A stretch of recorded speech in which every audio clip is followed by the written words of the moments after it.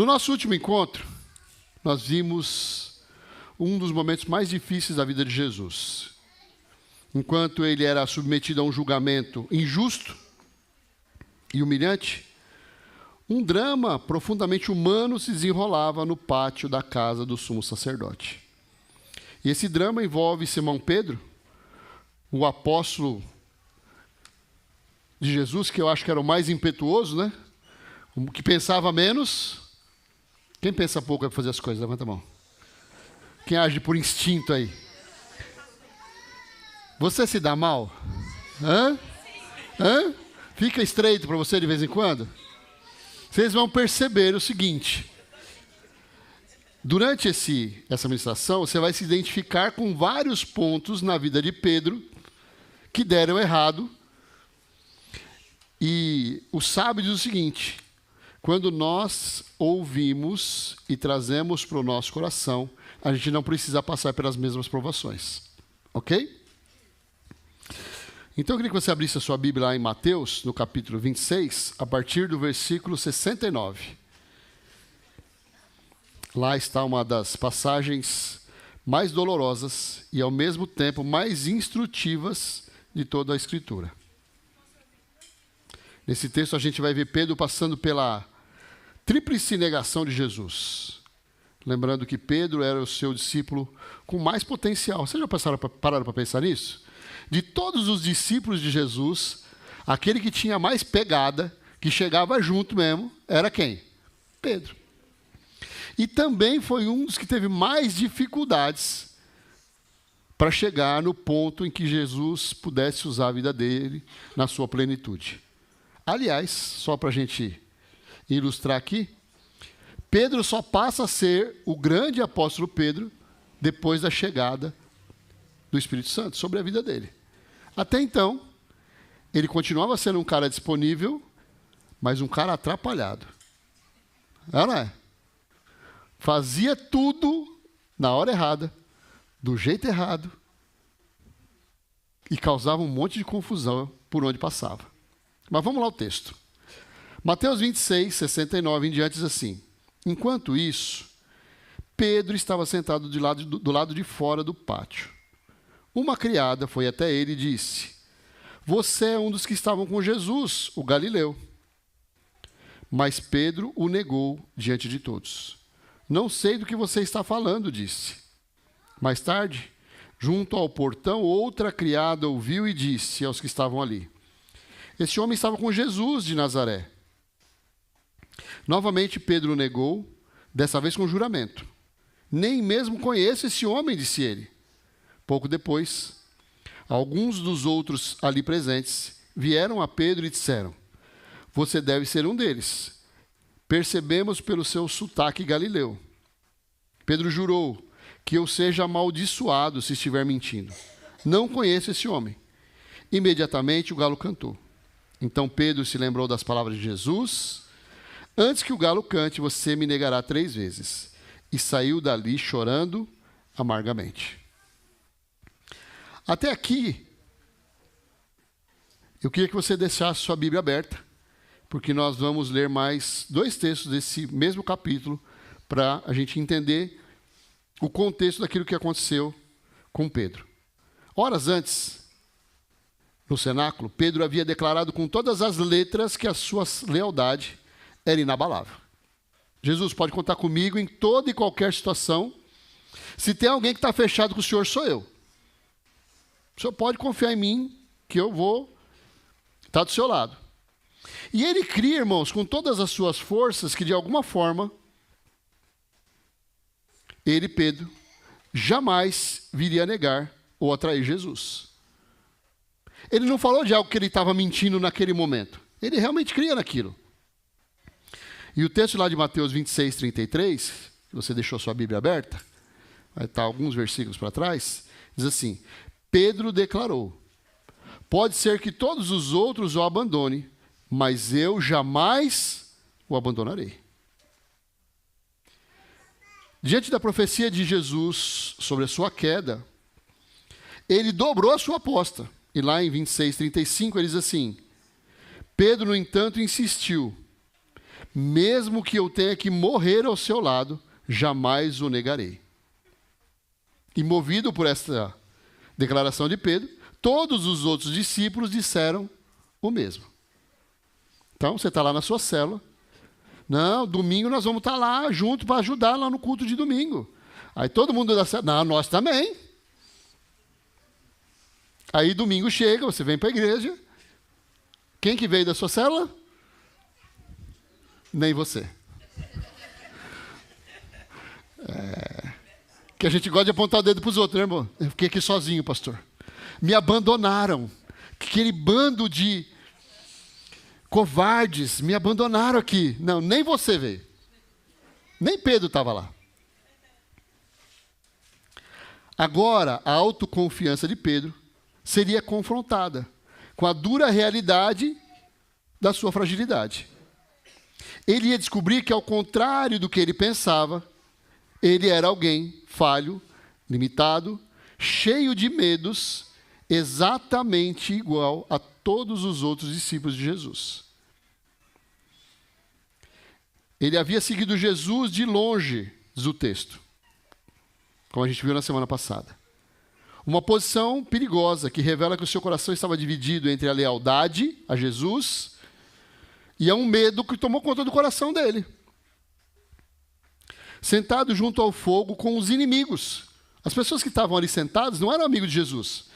Não estavam ali para, de alguma maneira, tentar ajudar Jesus a sair daquela situação. Estava todo mundo ali para determinar um julgamento sobre ele. O cenário estava montado para o cumprimento da palavra profética de Jesus. E essa história, irmãos, ela não está lá na Bíblia para envergonhar Pedro, mas para servir como um espelho, um alerta para mim e para você, para que a gente possa se enxergar no mesmo lugar em que um dia Pedro esteve. Quando a gente lê esse texto lá, passando na nossa leitura bíblica, que eu sei que vocês estão fazendo, né, irmãos? Vão ler a Bíblia inteira durante esse ano, sim ou não? Em nome de Jesus. A gente passa por esse texto, dá até uma certa raiva de Pedro, não dá? Que cara ramelão, né, meu? Vai lá, promete mundos e fundos, e na hora de ver, na hora do vamos ver, o que ele faz? Ele se acovarda. Ele revela aqui a profundidade da nossa fraqueza e limitação humana. A natureza progressiva do pecado e, em última análise, o incomparável perdão do Senhor Jesus sobre todos aqueles que falham. Essa narrativa da negação de Pedro, ela precisa ser interpretada sobre 3 momentos distintos aí. Primeiro momento, a primeira negação. É uma pressão sutil que ele sofre, se a gente parar para analisar com calma. Eu sei que você não fez isso ainda, né, Gi? Mas a gente vai fazer junto hoje. O texto diz assim: enquanto isso, Pedro estava sentado do lado de fora do pátio, uma criada vai até ele e diz: você é um dos que estavam com Jesus. E Pedro nega diante de todo mundo, dizendo: não sei do que você está falando. Pedro está no pátio tentando se aquecer e passar desapercebido. Ele não quer ser notado por ninguém. Ele está ali quietinho, que nem você vem aqui para o culto. Tomara que o pastor não fale o meu nome. Né? Se ele mandar eu levantar, eu vou falar que eu vou no banheiro. Para que manda te dar a mão, né? Para que manda falar para a pessoa que está do lado, que eu nem gosto dessa pessoa? Não sei nem porque ela senta do meu lado. Todo domingo ela vem aqui e senta do meu lado. A primeira confrontação não vem de um soldado romano, nem de uma autoridade do sinédrio, de uma simples criada. Alguém que, por sua posição, não apresentava perigo nenhum para ele. Ele podia até concordar com ela. Não, sou mesmo, sou amigo de Jesus. Foi o que ele fez? A acusação dessa mulher ela é direta, mas ela não chega a ser agressiva. Ela diz: você é um dos que estavam com Jesus. É uma constatação. Ela fez uma observação a respeito de algo que ela já tinha visto. E a resposta de Pedro é uma negação pública. E também é uma evasiva. Não sei do que está falando. Ele não apenas nega conhecer Jesus, mas finge total ignorância sobre o assunto. Eu não sei nem o que eu estou fazendo aqui, só estou aqui por causa da fogueira. Senão eu nem estaria aqui. Foi uma tentativa de encerrar a conversa e desviar a atenção para outro foco. Pensou ele, se eu falo que sou amigo de Jesus e Jesus for para a cruz, eu vou junto com ele. E não é bem o que eu estou querendo nessa noite. Nesse momento, não fazia parte dos planos de Pedro se sentir exposto. Ele queria ficar ali na surdina, que nem vocês veem para o culto aqui. Se alguém tem que pegar no microfone e falar que seja o pastor, né, irmãos? Para que eu vou ter que me expor também? Nesse primeiro passo, a gente vê como a pressão, mesmo que sutil, pode expor a fraqueza que se esconde atrás da autoconfiança. Não, porque eu sou líder de GCM, se tiver que orar, eu oro. Qual o problema? Então, no final do culto, eu vou chamar um de vocês. Tudo bem, irmãos? Hã? Por que, Madá? Não estou entendendo você. Você não é crente? Você não ora na sua casa? O que muda? Percebe? O medo do homem se prova uma armadilha. E lá em Provérbios 29 e 25, a gente vai descobrir isso. O texto diz assim... Estou mais rápido que você, Fernanda? Que aí no fundo não está aparecendo. Temer as pessoas é uma armadilha perigosa, mas quem confia no Senhor está seguro. Já na segunda negação, irmãos, a pressão aumenta um pouco. O texto diz assim, mais tarde, junto ao portão, outra criada ouviu e disse, não para ele, mas agora para as pessoas que estavam sentadas ali. Esse homem estava com Jesus de Nazaré. Não foi para ele diretamente, agora ela está causando com outras pessoas na cabeça de Pedro. Não veio falar para mim. Para que está falando para todo mundo? Está querendo o que contra mim? Novamente Pedro negou, e dessa vez com juramento. Nem mesmo conheço esse homem. Na tentativa de escapar, Pedro se move para a entrada da casa, mas não consegue fugir do reconhecimento de que ele era um dos discípulos de Jesus. Uma outra criada o identifica, não apenas ele, mas aos que estavam ali. A acusação se torna mais pública do que a primeira, e a pressão sobe. Percebe que a coisa está avançando contra aquilo que ele estava planejando? A resposta de Pedro também aumenta em escala, em gravidade. Ele não apenas nega, mas agora ele nega e faz um juramento. A derrota vai avançando sem que ele perceba. O que começou como uma simples negação agora já tinha se tornado uma afirmação com juramento. E na cultura judaica, um juramento invocava a Deus como testemunha de que você estava falando algo que era verdade. Agora Pedro não está só mentindo, ele está mentindo envolvendo Deus na mentira dele. Percebe que a coisa vai aumentando? O problema nunca fica estagnado, irmãos. Não, porque eu estou aqui parado, ó. A gente nunca está parado.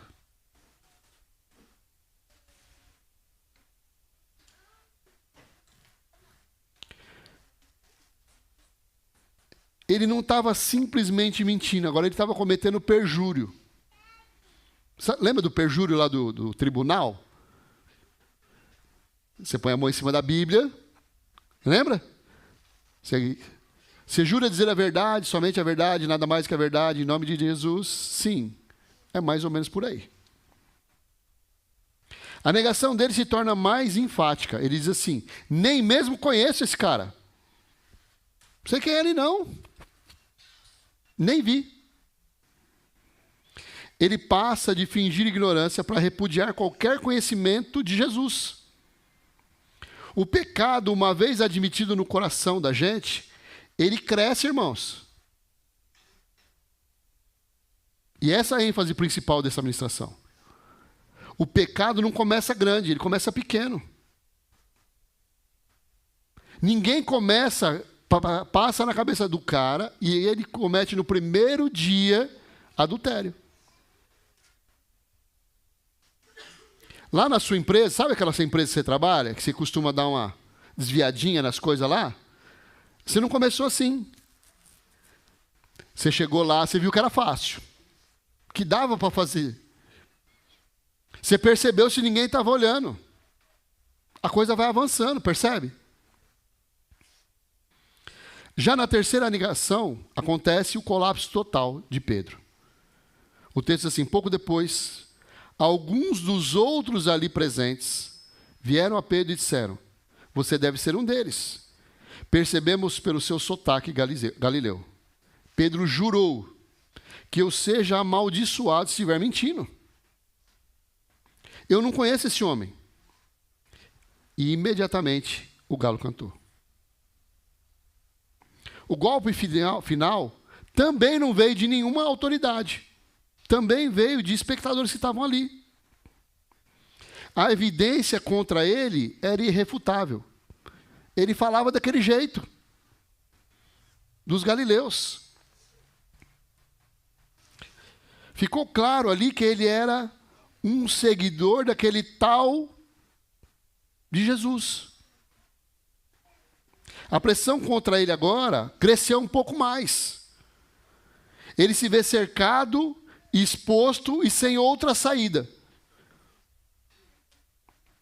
A reação de Pedro é o ponto mais baixo da sua vida. O texto diz que ele começou a praguejar e a jurar. E a palavra grega para praguejar é katatematsu. Vê se você consegue falar para o seu irmão aí.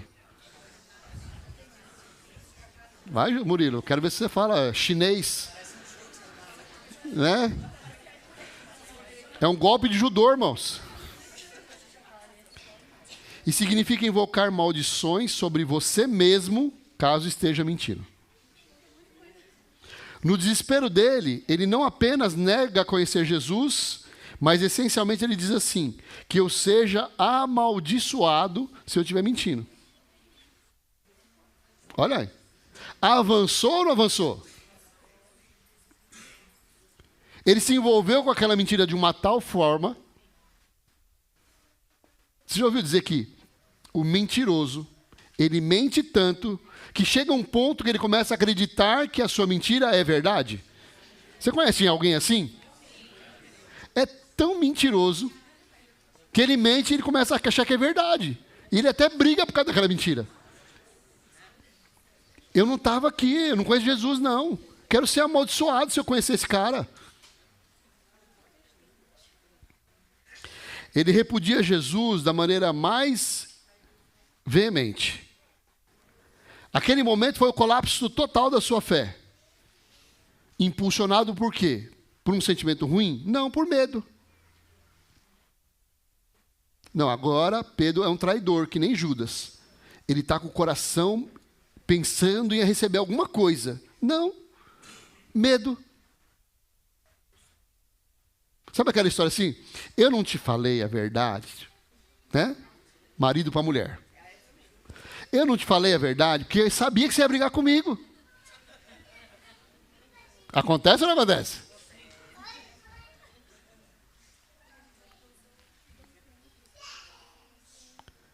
E logo após esse momento terrível, vem um despertar doloroso.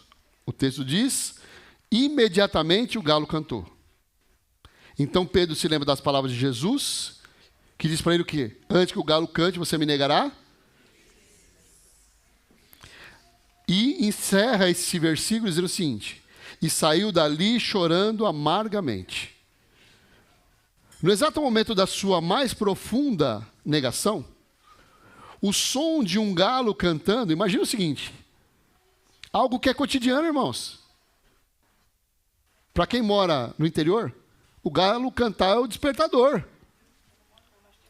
Só que para ele, aquele som teve uma conotação diferente. Esse pode ter sido o pior momento da sua vida. Já parou para pensar nisso? Qual foi o pior momento da sua vida até hoje? Eu acredito que para Pedro, esse foi o pior momento da vida dele. Quando ele olha para trás, ele fala, cara, eu fiz isso mesmo?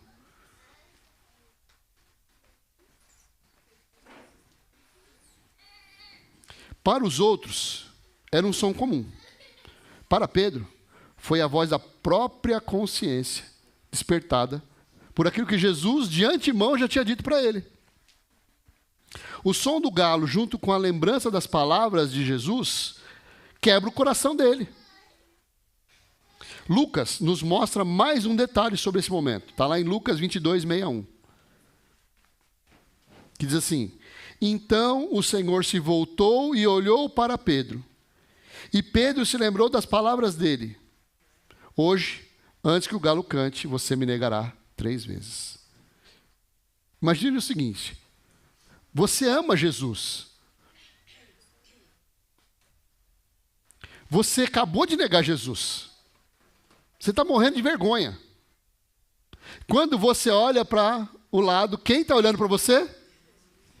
O próprio. Sabe aquela história que não sei onde eu enfio minha cara?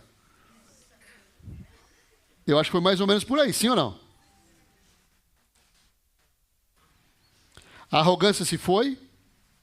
O medo deu lugar a uma dor insuportável.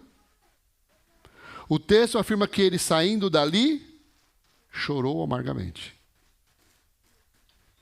Mas só para a gente esclarecer algumas dúvidas, esse não foi o choro de remorso de Judas. Judas também chorou, viu, irmãos? Mas o choro de Judas leva ele ao quê? Ao desespero e ao suicídio. O choro de Pedro foi um choro de arrependimento. Uma tristeza que, segundo Deus, opera para a nossa salvação. E o texto de 2 Coríntios 7,10 diz o que para nós? Porque a tristeza que é da vontade de Deus conduz ao arrependimento e resulta em salvação. Não é uma tristeza que causa remorso, porque a tristeza do mundo resulta em morte. A queda de Pedro é um tesouro de lições práticas para mim e para a sua vida. Eu separei 5 aqui, para a gente pensar se faz sentido ou não. Como dizem os coaches, né? Faz sentido para você? Já viram o coach falando? Não é assim que eles falam? Faz sentido para você? Vamos lá. Primeira lição que a gente pode aprender aqui. O perigo da autoconfiança.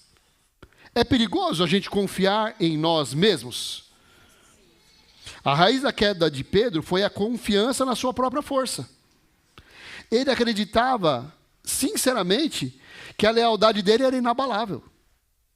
No entanto, a força para perseverar não vem da nossa determinação, mas da nossa dependência de Jesus. A advertência do apóstolo Paulo, ela foi passando os tempos, que está lá em 1 Coríntios 10, 12. Ele disse o seguinte: portanto, se vocês pensam que estão de pé, cuidem para que não caiam. Tem muita gente, se a gente perguntar, como é que você está? Espiritual? Não, eu estou bem. Qual seria a sua nota para você, de 0 a 10? A minha nota é 1000. De 0 a 10 é 1000 para mim. Sabe o que acontece, irmãos? Esse é o primeiro que cai. Porque ele olha no espelho e vê alguém extremamente espiritual. Ele é tão espiritual, Sandro, que ele não precisa orar. Ele é tão espiritual que ele não jejua. Ele é tão espiritual que ele não precisa da ajuda das pessoas. Ele resolve tudo sozinho. A verdadeira força espiritual se manifesta na consciência da nossa fraqueza e na busca constante pela ajuda do Senhor. Segunda lição que a gente pode aprender com esse texto: a natureza progressiva do pecado. O pecado, irmãos, ele nasce no nosso coração e ele vai crescendo. Ele vai aumentando de tamanho. Ele vai tomando proporção e nós vamos justificando o que nós estamos fazendo. Ninguém cai em um pecado grave de repente. A queda de Pedro, ela aconteceu em etapas, de seguir de longe para uma negação sutil. Lembra a primeira negação? Para uma negação com juramento e encerra com maldição contra quem? Contra ele mesmo. Ele se auto-amaldiçoa, porque ele sabe que ele está mentindo.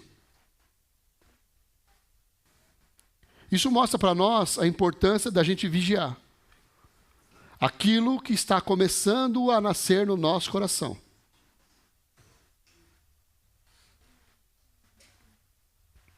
E de confessar as nossas falhas o mais rápido possível. O nosso pastor Carlos Alberto diz o seguinte: quem confessa tentação, não confessa pecado. Está difícil?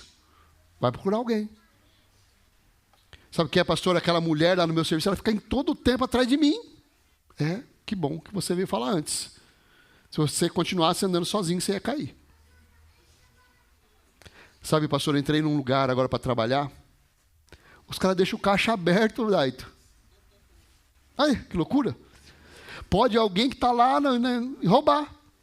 E pode eu também roubar. Se alguém roubar, é problema dele. Mas se você roubar, o problema é seu. Percebe? Uma pequena concessão, seja ao medo, seja uma tentação, pode abrir uma porta para uma falha catastrófica. Dentro de qualquer relacionamento. Qualquer relacionamento, seja entre homem e mulher, seja entre amigos, seja no trabalho, qualquer relacionamento. Quando a confiança é abalada, fica mais difícil de fazer qualquer coisa. Sim ou não? Você contratou um funcionário, ele é meio lento, sabe? Ele é meio devagarzinho. Mas é tão bonzinho, né? A gente vai investir no cara. Fez coisa errada de novo. Errou de novo. Um negócio que já ensinei 100 vezes, mas é tão bonzinho. A gente vai contornando. Mas se ele roubar o caixa, acabou. Sim ou não? A gente releva todas as falhas das pessoas. Mas traição é tão difícil, né, irmãos? Sim ou não? Terceira coisa que a gente aprende com esse texto. Deus continua sendo soberano a despeito das falhas humanas. Jesus sabia que Pedro ia negar ele. A profecia não foi uma causa, mas uma demonstração de que Jesus tinha conhecimento de todas as coisas. Deus não foi pego de surpresa aqui não, irmãos. Jesus ficou decepcionado com Pedro, porque ele não esperava isso de Pedro. Cara, que ele esperava? Ele sabia o que Pedro ia fazer. E na boa, irmãos, Jesus sabe todas as besteiras que você vai fazer também. Viu?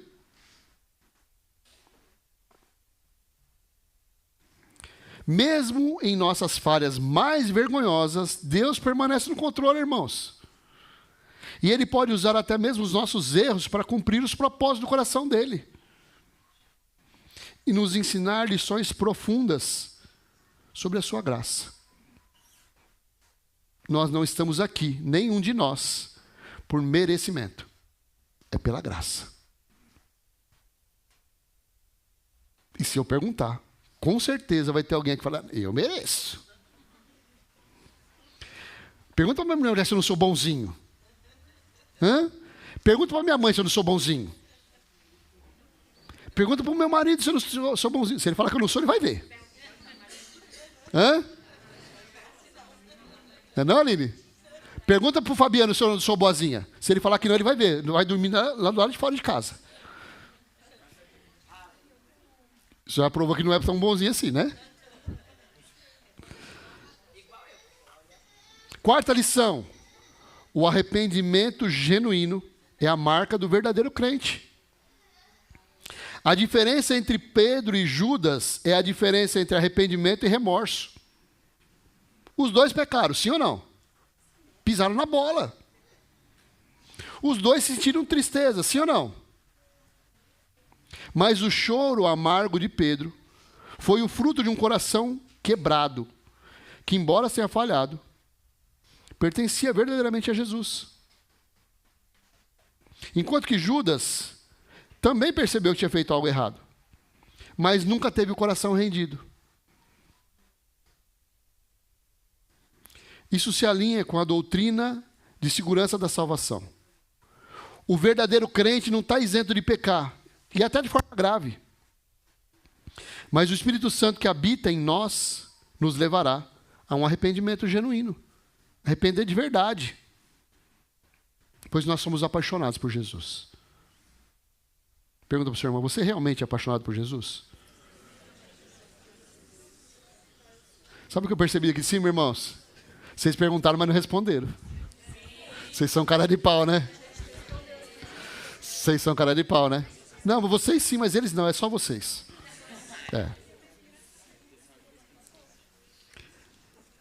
A fé que salva é um dom de Deus. E ela inevitavelmente vai produzir um fruto de arrependimento quando a gente pecar. Quem pecou essa semana? Levanta a mão aí. Olha, tem gente que não pecou, irmãos. Tem irmãos aqui que são mais santos que nós. Vamos dar uma chance para eles? Vamos ou não? Quem pecou essa semana, levanta a mão. Olha, agora todo mundo pecou, irmãos. Bando de pecadores. Pedro não perdeu a sua salvação. Ele experimentou a dor da comunhão quebrada e foi restaurado. Quinta lição.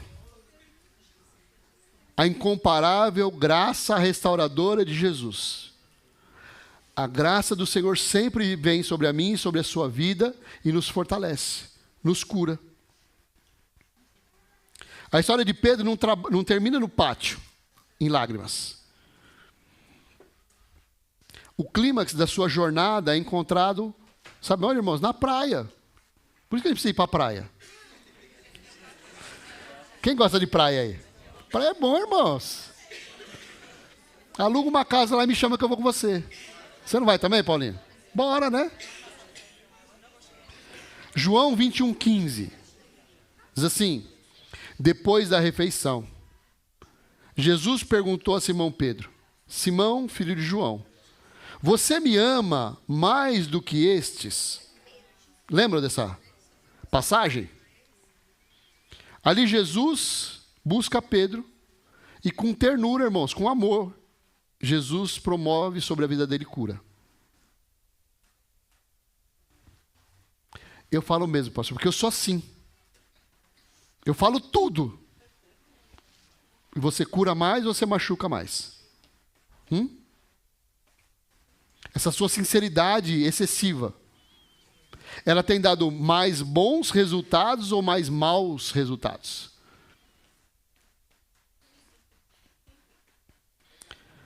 A graça de Deus não apenas perdoa, ela restaura, cura e nos chama a servir novamente. Pedro não foi só curado, ele foi chamado, foi convidado a ser aquele que ia ser a pedra que ia instituir a igreja de Jesus. Por 3 vezes Jesus falou o que para ele? Então, apacenta as minhas ovelhas. Foi ou não foi? Aquele que negou o mestre por medo de uma criada se tornaria o pregador ousado do Pentecostes. Lembra? 5.000, 3.000, quem foi que pregou? Ele.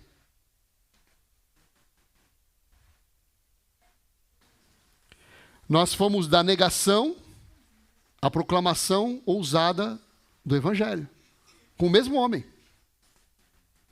O relato da negação de Pedro é um lembrete de que a carne é fraca, irmãos. Mesmo quando o Espírito está pronto.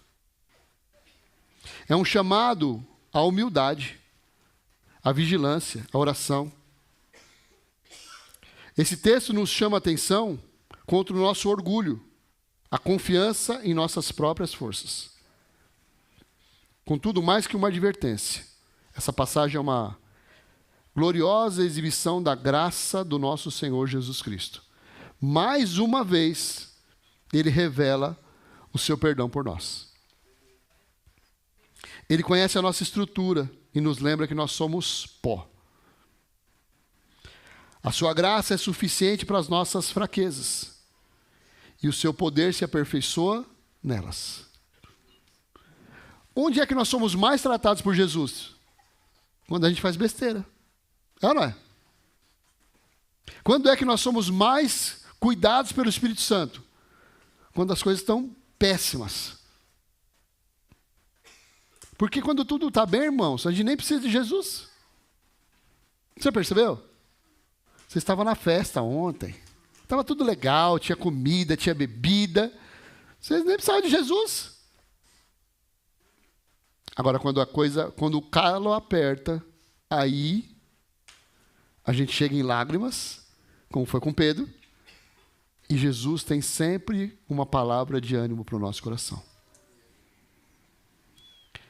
A história de Pedro nos assegura que a falha não precisa ser o fim. Você errou? Arrependeu? Jesus te perdoa. Errou de novo. Feio de novo.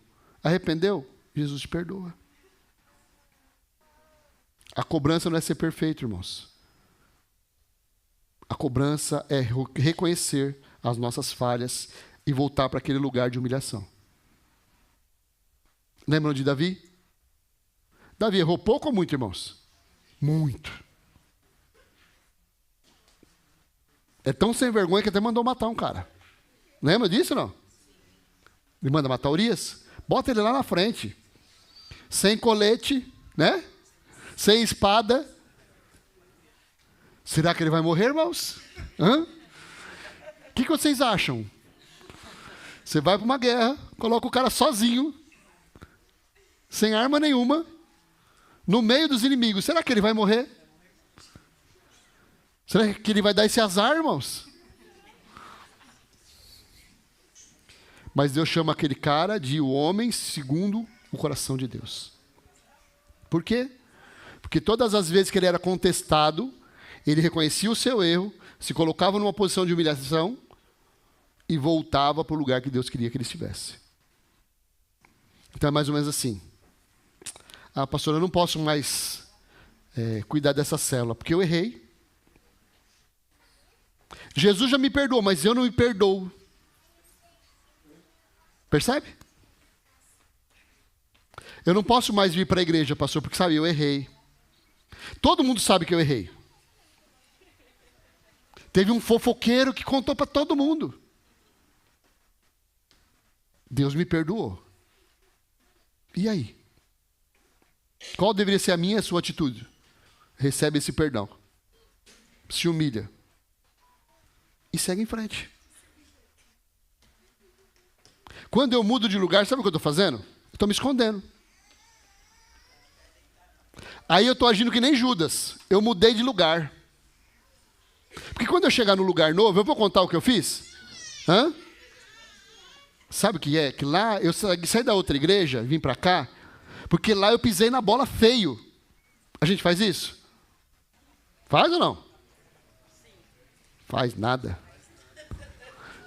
Faz nada. A gente chega com a maior cara de pau, 100% espiritual, não é? Não, porque sabe naquela igreja?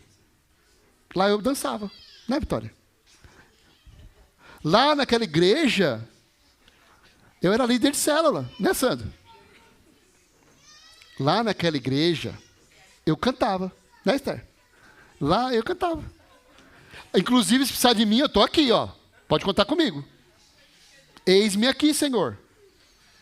A sua falha você conta? Conta nada.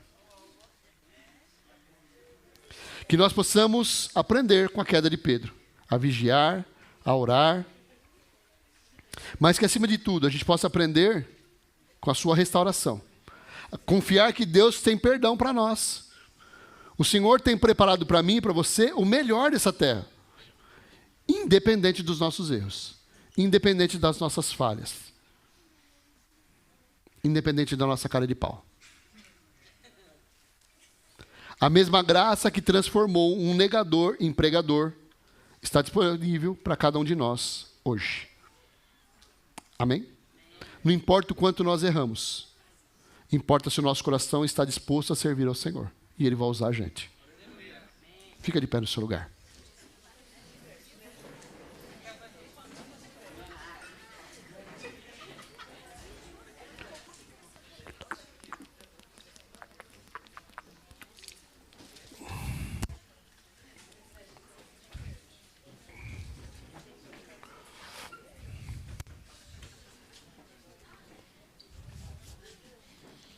Vocês também cantavam lá na outra igreja, irmãos? Você também cantava lá na outra igreja, irmã? Cuidado, viu? Vamos levantar a capivara dos dois, viu? Eles pensam que a gente é bom, irmãos. Vieram pra cá, já estão cantando nessa igreja aqui, ó. Deixa eles. Amém? Queria que você fechasse seus olhos aí. E você começasse esse tempo de oração, pedindo: Senhor, me ajuda a me livrar da minha autoconfiança. Que eu possa confiar menos em mim e mais no Senhor. Como diz o louvor, que diminua eu para que tu cresças, Senhor, mais e mais. Que o meu coração possa estar prostrado na tua presença, para que o Senhor faça em mim e através de mim obra de maravilhas. Hoje nós entendemos que a natureza do pecado habita em nós e ela só vai crescendo quando a gente permite. Se a gente não der um basta, as coisas só vão piorar. Se nós não voltarmos lá no primeiro amor, se nós não voltarmos a uma posição de humilhação, a gente só vai descer a ladeira. Nós só vamos complicar ainda mais a nossa situação com as pessoas e com Deus. Verdadeiramente, um abismo chama outro abismo. Uma queda vai nos levar a outra queda. Uma negação vai nos levar a outra negação. Um afastamento vai nos levar a outro afastamento. Ao esfriamento e à morte espiritual. Pede para Ele: Senhor, não permita que isso aconteça na minha vida. Antes, Pai, que eu esteja na posição correta, no lugar correto, onde o Senhor está preparando para que eu esteja. Eu reconheço, Jesus, que o Senhor continua o mesmo, independente das minhas crises, das minhas falhas, das minhas omissões. O Senhor continua fiel. Que haja no meu coração um sentimento de arrependimento genuíno, Jesus. Assim como foi na vida de Pedro. E não um sentimento de dor e de remorso, como foi na vida de Judas. Eu não quero tirar a minha vida, Senhor, eu quero entregá-la a Ti todos os dias. Eu não quero agir como um covarde, eu quero ser intrépido, mas dependente do Senhor. Senhor, restaura os nossos corações. Que nós possamos avançar no processo de conhecer mais e mais a cada dia. Faz de nós, Senhor, um povo apaixonado por Ti, que vive não mais para os seus propósitos, mas que agora vive uma nova vida, um novo tempo, uma nova realidade, um novo momento. As coisas velhas já se passaram, e eis que tudo se fez novo em nós, na nossa vida, na nossa casa, na nossa família. Ajuda-nos, Jesus, a reconhecer as nossas falhas. Ajuda-nos, Senhor, a pedir perdão. Ajuda-nos, Jesus, a nos arrepender.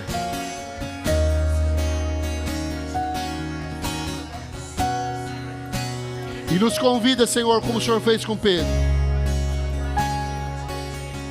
O Senhor está te chamando nessa manhã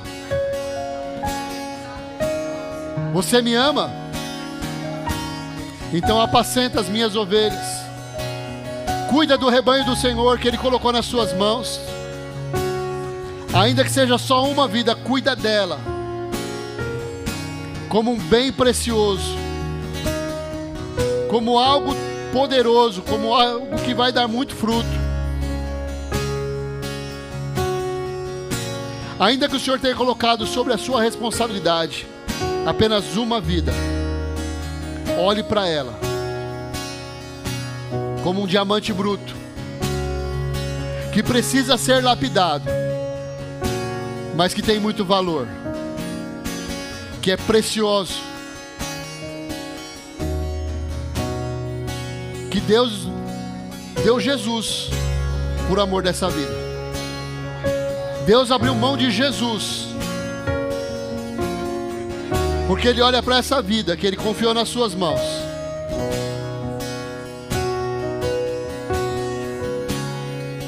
e vê que nela há valor.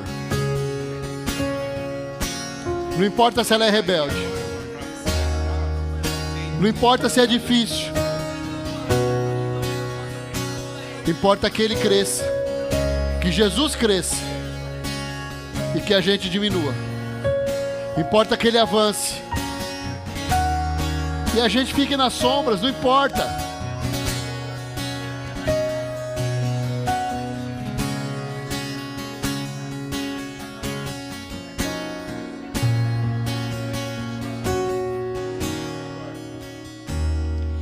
Eu me deparei com aquele mestre escrevendo, com dedos no chão, ouvindo os fariseus a lhes falar que a lei de Moisés me condenava por meus erros, mas nenhuma pedra ele pegou pra me apedrejar. Eu só tinha os meus pecados pra lhe oferecer, mas mesmo assim me amou, mas mesmo assim me amou.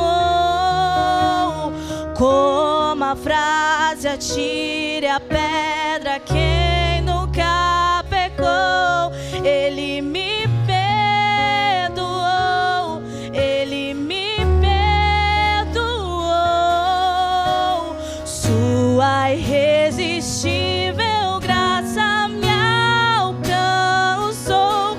Quem é esse que era sem pecado e não me condenou? No lugar da morte, vida me ofertou. O Cordeiro que por mim se entregou e os meus pecados levou. Quem é esse que era sem pecado e não me condenou? No lugar da morte, vida me ofertou. O Cordeiro que por mim se entregou e os meus pecados levou. Eu não te troco por nada, não há espaço pra mais nada. Todo vazio que havia em mim hoje é sua morada. A minha alma buscava e nada me completava. Tua presença é o que faltava em mim. Minha vida foi transformada. Eu não te troco por nada, não há espaço pra mais nada. Todo vazio que havia em mim hoje é tua morada. A minha alma buscava e nada me completava. faltava em mim. Minha vida foi transformada. Minha vida foi transformada.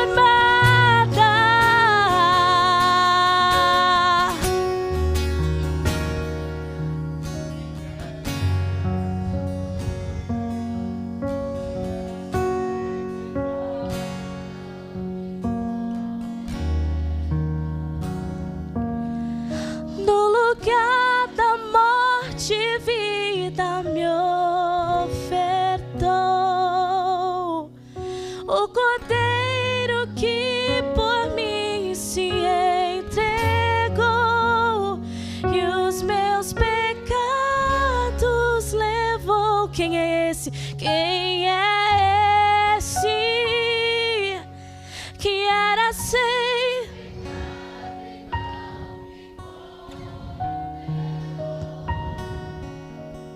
No lugar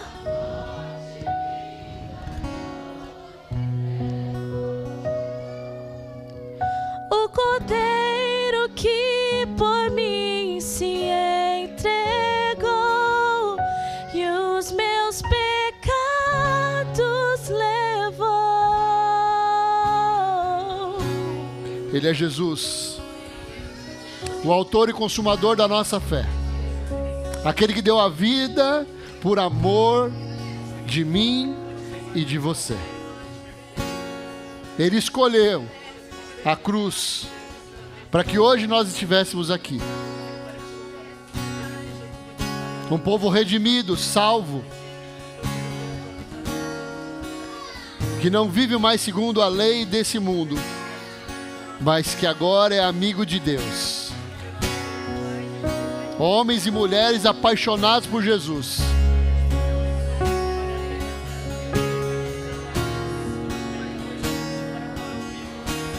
A morte não tem poder sobre nós, porque a vida eterna habita no nosso coração. A vida de Jesus nos enche, nos completa, nos impulsiona e nos convida para um novo tempo. O tempo da graça de Deus, onde nós somos chamados de filho não porque nós merecemos, mas porque Ele nos amou e se entregou por nós.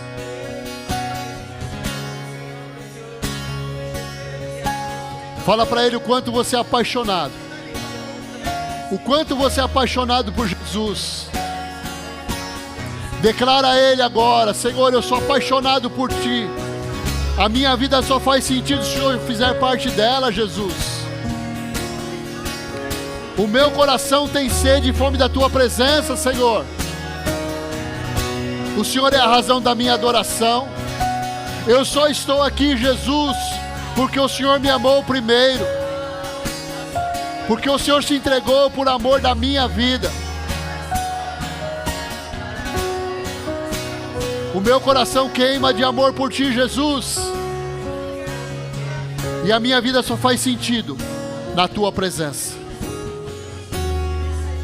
A minha vida só tem razão de ser se o Senhor fizer parte dela, Jesus.